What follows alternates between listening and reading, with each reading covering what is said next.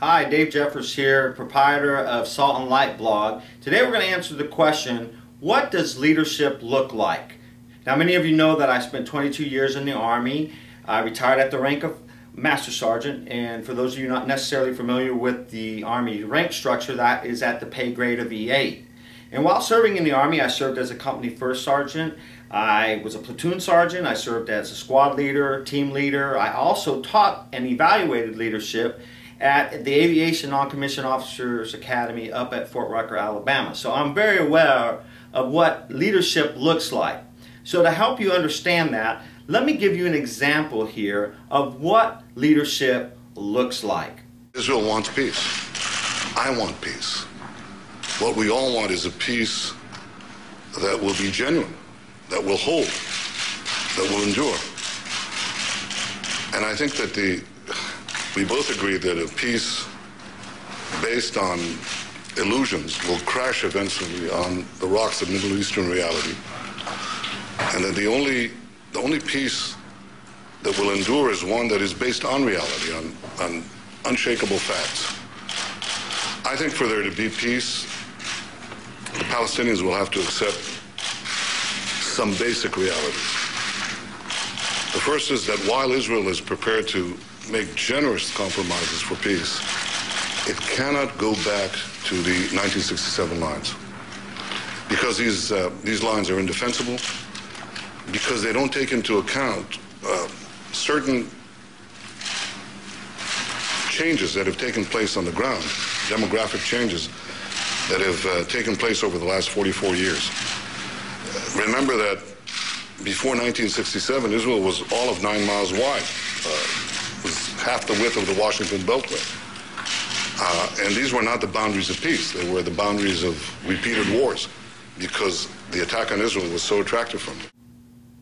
Okay, so there you have a clear example of what leadership looks like. Prime Minister Benjamin Netanyahu from Israel is probably today the best current example of what leadership looks like. So now that you see what it looks like, what does it not look like? What does leadership not look like? Here's an example of that.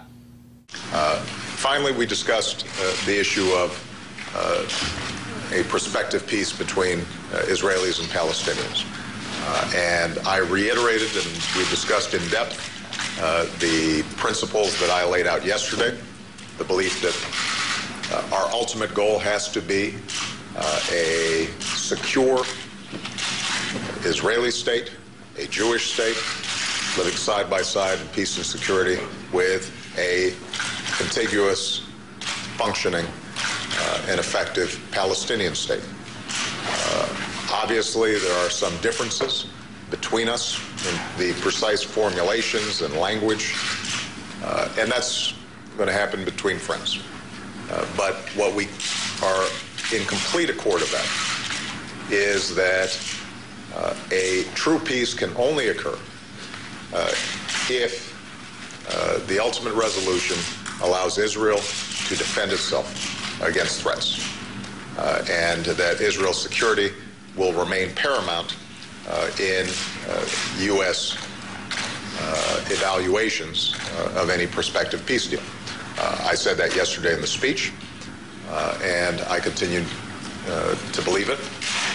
And I think that it is possible for us to shape a deal that allows Israel to secure itself, not to be vulnerable, but also allows it to resolve what has obviously been a wrenching issue for both peoples for decades now.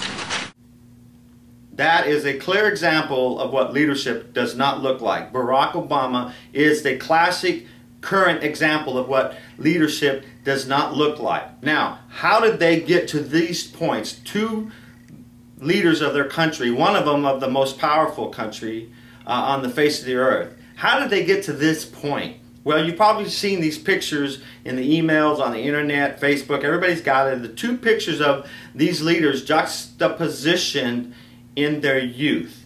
Here is how you grow up to be a leader.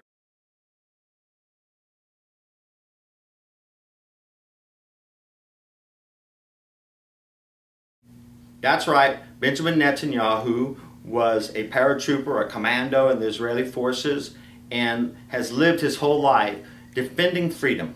Now, here is how you do not grow up to be a leader.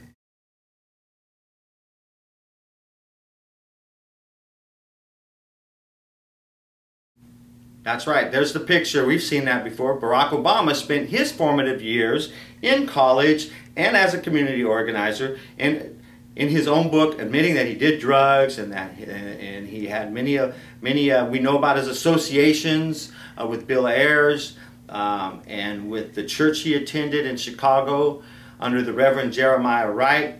And in his biographies, his autobiographies, he talked about a man named Frank Marshall Davis, who was an avowed communist. He called him Uncle Frank.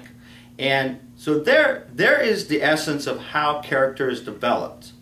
And character is the key ingredient to what makes a leader. They say true natural leaders are born. Leaders are born, not made. Well, that's true. There are some who are born to be natural leaders, but every natural leader that I've ever studied, met, or served with or under honed those leadership skills. And that honing happens as we grow up and in the positions we've had. Bibi Netanyahu is perfect for the job that he's in, that God has placed him into. The other guy in the Oval Office, not so much. So there you have it. Hope that cleared things up for you. See you later. Come and visit us at saltandlightblog.com. Make sure you spell out the word and, saltandlightblog.com.